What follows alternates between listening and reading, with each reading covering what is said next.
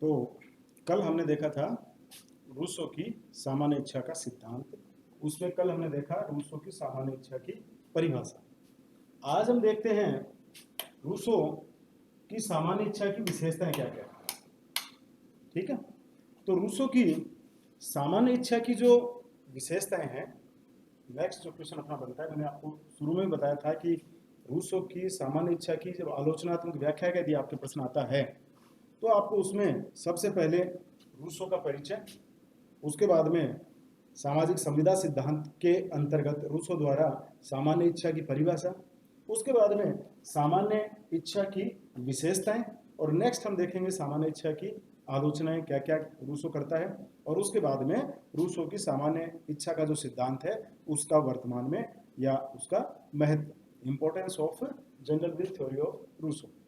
ठीक है, तो इन बिंदुओं के अंतर्गत अपन एक पूरा प्रश्न रूसो का जनरल विल का तैयार करते हैं। तो अभी तक हमने देखा था कि रूसो की सामान्य इच्छा वह है जो समाज की सामूहिक हित को प्रधानता देते हुए सभी व्यक्तियों की आदर्श इच्छा का जो योग था उसे रूसो सामान्य इच्छा का नाम देता है। और रूसो इसी सामान्य इच्छा को जो संविदा के तहत जिस राज्य का निर्माण होता है उस राज्य में संप्रभु इसी जनरल विल या सामान्य इच्छा को वह रखता है। क्लियर है चीज? तो सीधा सा अर्थ हो गया कि राज्य का जो शासन चलेगा उसका संप्रभु कौन होगा, सत्ताधारी कौन होगा, रूसो के अनुसार सामान्य इच्छा होगी।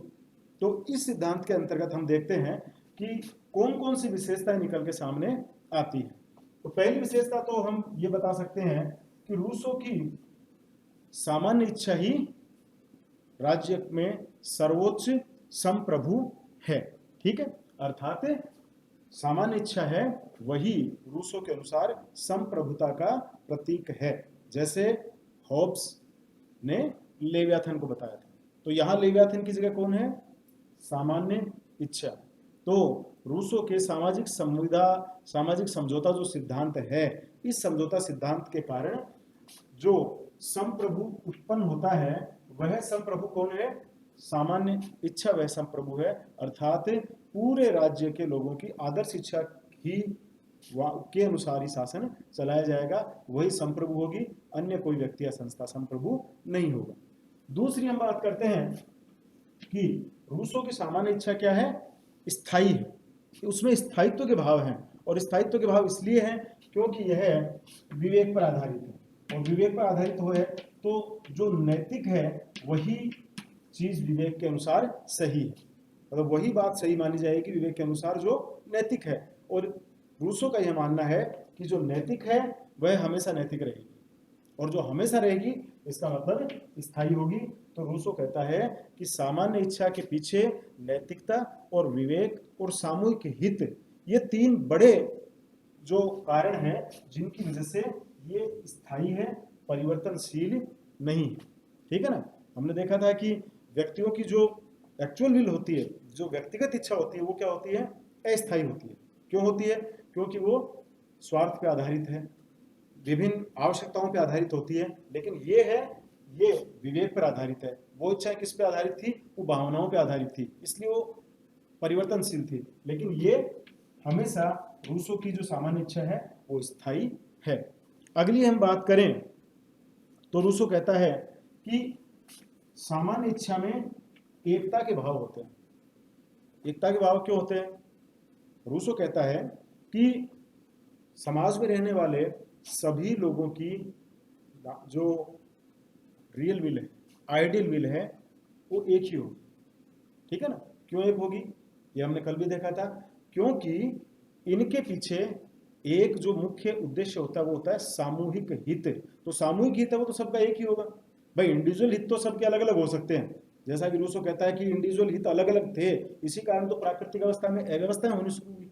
हर व्यक्ति की व्यक्तिगत महत्वाकांक्षाएं अलग थी, व्यक्तिगत इच्छाएं अलग थी, व्यक्तिगत उद्देश्य उसके अलग थे। लेकिन जब सामूहिक उद्देश्य आ जाता है, जब संपूर्ण समाज की बात आती है, तो ये कह रहा है कि संपूर्ण समाज को लेकर सामान्य इच्छा है, जो आइडियल विल है वो सामान्य हित या सभी लोगों के हित की बात करती है। इसलिए सामान्य इच्छा की अगली विशेषता ये बताता है कि सामान्य इच्छा में एकता के भाव होते हैं, क्योंकि वह एक विवेक पर आधारित है और दूसरा उसके पीछे सभी लोगों का सामाजिक हित छिपा हुआ होता है, व्यक्तिगत हित नहीं है। इसलिए वह उसमें एकता के भाव होते हैं, विभिन्नता के भाव नहीं होते हैं।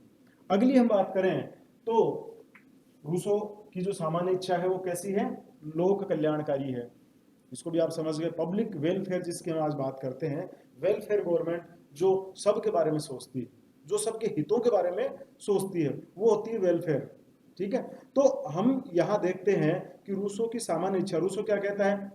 रूसो का आपने देखा था कि सामान्य इच्छा की जब वह बात करता है तो वो कहता है कि बहुमत की इच्छा सामान्य इच्छा नहीं है, बल्कि सामान्य इच्छा वह इच्छा है जिसमें सब लोगों का कल्याण छिपा हो, जिसमें सबका भला छिपा हुआ हो।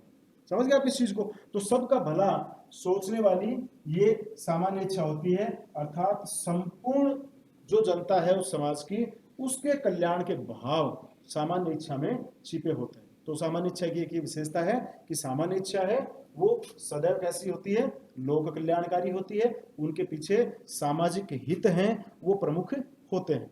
तो रूसो की सामान्य इच्छा की एक विशेषता हम इस रूप में देख सकते हैं। अगली यदि हम बात करें तो रूसो की सामान्य इच्छा क्या है? नैतिकतापूर्ण है। नैतिकता, रूसो की सामान्य इच्छा नैतिकताओं से भरी है। और ये आपको पहले ही बता दिया था कि जब कोई चीज आप विवेक से करते हैं तो विवेक कभी भी अनैतिकताओं की बात नहीं करता है। विवेक में आप हर चीज बड़े सोच समझ के बात करते हैं। विवेक में आप हर उसका जो गुणात्मक पहलू है उसको सर्वोपरि रखते हुए हम उसके बारे में बात करते हैं। तो क्योंकि जो सामान्य इच्छा है वो व्यक्ति की आइडियल इच्छा है, परोपकार की इच्छा है, सबके सामूहिक हित की इच्छा है, तो निस्संदेह है हम कह सकते हैं कि ये इसकी एक विशेषता है कि विवेक पर आधारित होने के कारण और भावनाओं से मुक्त होने के कारण, व्यक्तिगत स्वार्थों से मुक्त होने के कारण ये इच्छाएं अनैतिक नहीं होकर सामान्य इच्छा सदैव कैसी होती है? नैतिकतापूर्ण होती है। क्लियर है चीज? तो दूसरा हम ये कह सकते हैं कि सामान्य इच्छा नैतिकतापूर्ण है।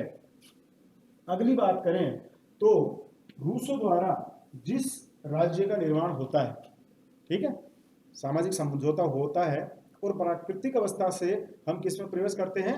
राजनीतिक अवस्था में, रूसो के अनुसार कि भी सामाजिक जब समझौता नहीं हुआ था उससे पहले व्यक्ति प्राकृतिक अवस्था में था। प्राकृतिक अवस्था में कई प्रकार की अव्यवस्थाएं होनी शुरू हो गई, उसके कारण लोगों को समझौता करना पड़ा और समझौते के बाद में उन्होंने प्राकृतिक अवस्था से किसमें प्रवेश किया? राजनीतिक अवस्था में प्रवेश किया, अर्थात राज्य का निर्माण हुआ। अब ये कहता है कि राज्य का निर्माण होने के बाद में राज्य को चलाने के लिए कुछ नियमों की आवश्यकता पड़ेगी, जिन्हें आज हम कहते हैं कानून। वर्तमान में जैसे हम वो सारे नियम हम कहां से लेते हैं? संविधान से लेते हैं। आधुनिक जो राष्ट्र हैं उनमें संविधान वह स्रोत है जिनमें सारी चीजें लिखी होती है कि हमें किस तरीके से शासन का संचालन करना है। होब्स पर जब ये बात आई तो होब्स ने ये दायित्व किसको दिया? लेवियाथन को दिया। होब्स ने कानून बनाने का जो स्रोत था, कानून कौन निर्माण नियम बनाएगा, कौन बनाएगा? लेवियाथन बनाएगा, जो निरंकुश राजा, उसने कहा कि जनता ने समझौते के द्वारा चुना, वो बनाएगा। लेकिन यहां आप देखिए कि रूसो है वो कानून का एकमात्र स्रोत किसको बनाता है? केवल उस समाज की सामान्य इच्छा। वो कह रहा है कि जो समाज की सामान्य इच्छा है, जो सामूहिक हित और लोक कल्याण पर आधारित जो इच्छा है, वही केवल कानून का एकमात्र स्रोत होगा। हर व्यक्ति की आदर्श इच्छा ही कानून होगी, अर्थात सामान्य इच्छा ही कानून है। सामान्य इच्छा ही उस राज्य को संचालित करने वाले नियम होंगे। तो सामान्य इच्छा की एक अगली विशेषता है कि कानून का एकमात्र स्रोत है वो रूसो के अनुसार केवल सामान्य इच्छा है, दूसरा कोई भी नहीं होगा। क्लियर है चीज? तो अगली बात हम करें अहस्तांतरणीय। रूसो कहता है कि सामान्य इच्छा है वो अहस्तांतरणीय है, अदेय है, आप किसी दूसरे को नहीं दे सकते। समझ गए? इसका मतलब समझिए कि यहाँ रूसो ये प्रत्यक्ष प्रजातंत्र का बहुत बड़ा बिंदु यहाँ में दिखाई देता है। जनरल विल में जो हमें डायरेक्ट डेमोक्रेसी दिखाई देती है कि हर व्यक्ति नीति निर्माण में उसके स्वयं के जो नियम है, स्वयं की जो आइडियल विल है, वो उसके जनरल विल का पार्ट होगी। समझ गए आप इस चीज को? रूसो ये कहता है कि हर व्यक्ति जनरल विल में सहभागी है। जो राष्ट्र की जो सामान्य इच्छा होगी, जिससे कानून का संचालन होगा, उस सामान्य इच्छा में प्रत्येक व्यक्ति की आदर्श इच्छा का भाग छिपा हुआ है। अर्थात प्रत्येक व्यक्ति स्वयं प्रत्यक्ष रूप से उस आइडियल विल के माध्यम से जनरल विल में अपनी भावों को व्यक्त कर रहा है। उसका एक पार्ट, जो प्रत्यक्ष पार्ट है, वो बना हुआ है। ठीक है, ये यहाँ रिप्रेजेंटेटिव जो गवर्नमेंट की हम बात करते हैं कि हम अपने प्रतिनिधि चुनते हैं और वो प्रतिनिधि फिर हमारे लिए कानून बनाते हैं, हमारी बात रखते हैं, रूसो इसको स्वीकार नहीं करता है। रूसो यहाँ जनरल विल है, वो कहता है कि प्रत्येक व्यक्ति अपनी आइडियल विल को स्वयं ही प्रकट करेगा, कोई दूसरा व्यक्ति उसको प्रकट नहीं कर सकता। उसी प्रकार जो सब व्यक्तियों की जो आइडियल विल है उसको भी कोई दूसरा प्रकट नहीं करेगा, सब व्यक्तियों की। तो यहाँ हम कह सकते हैं कि उसने प्रतिनिधात्मक शासन को भी स्वीकार नहीं किया। क्लियर है चीज? अर्थात प्रत्येक व्यक्ति स्वयं अपनी आइडियल विल के माध्यम से जनरल विल रूपी जो सत्ता है उसका स्वयं भाग बनता है और स्वयं उसमें अपना योगदान देता है। किसी व्यक्ति को अपना प्रतिनिधि चुन के वहां वो नहीं भेजेगा। ये रूसो के सामान्य इच्छा सिद्धांत की अगली विशेषता है। देखिए, इसको विशेष रूप से ध्यान में रखना आप कि सामान्य इच्छा का जो सिद्धांत है उसके अंतर्गत रूसो किसी भी व्यक्ति को यह नहीं कहता कि आप पूरा समूह है वो किसी एक व्यक्ति को चुन के भेज दे और वो व्यक्ति उन सब लोगों की इच्छा का प्रतिनिधित्व करेगा। रूसो कहता है कि नहीं, आपकी आदर्श इच्छा का कोई दूसरा व्यक्ति प्रतिनिधित्व नहीं कर सकता। अर्थात आपकी जो जनरल विल है वो कैसी है? अहस्तांतरणीय है, उसका न कोई दूसरा प्रयोग कर सकता और न आप किसी को, कोई व्यक्ति दूसरे का जो आइडियल विल है उसके भाव प्रकट कर पाएगा। अगली यदि हम बात करें तो ये कहता है कि रूसो की जो सामान्य इच्छा है वो हमेशा सही है। सही के पीछे वो लॉजिक में अपन बार बार इस बारे में बात कर चुके हैं। तो उसका सबसे बड़ा कारण रूसो जो देता है वो यही देता है कि वो इसलिए सही है क्योंकि उसमें वो स्वार्थपूर्ण नहीं। रूसो का मानना है कि जहां स्वार्थ है, जहां स्वहित है, जहां व्यक्ति के स्वयं से संबंधित महत्वाकांक्षाओं को पूर्ति करने वाली जो बातें हैं वो मानता है कि वो गलत हो सकती हैं, लेकिन जिसमें सबका हित छिपा हो, जिसमें सर्वजन कल्याण की भावना जहां हो, रूसो या उसकी थ्योरी के अनुसार हम कह सकते हैं कि वो चीज कभी या वो बात कभी गलत नहीं हो सकती। तो इस दृष्टि से भी रूसो कहता है कि चूंकि वो विवेक संपन्न होती है, व्यक्तिगत भावनाओं से मुक्त होती है, स्वार्थों से बहुत परे होती है, कल्याण पे टिकी हुई होती है, उसके पीछे सबका कल्याण का भाव छिपा हुआ है, इसलिए वो मानता है कि एक विशेषता सामने आती है कि सामान्य इच्छा है वो हमेशा सही होगी, ये वो मान के चलता है। ठीक है, तो एक अगली विशेषता हमें देखने को यह मिलती है। नेक्स्ट जो विशेषता ये है कि सामान्य इच्छा को बांट नहीं सकते, अविभाज्य है रूसो के अनुसार सामान्य इच्छा। व्यवस्थापिका, कार्यपालिका, न्यायपालिका, जो शासन के विभिन्न अंग हैं, ठीक है ना, जो हमने वर्तमान में शासन के 3 अंग बना रखे हैं, रूसो ये ऐसा कोई भी विभाजन नहीं करता है। वो कह रहा है कि सामान्य इच्छा सबकी एक है, वो लागू होगी तो भी एक ही तरीके से लागू होगी, बनेगी तो भी, क्योंकि सभी की एक है। तो रूसो के अनुसार सामान्य इच्छा का विभाजन नहीं किया जा सकता है।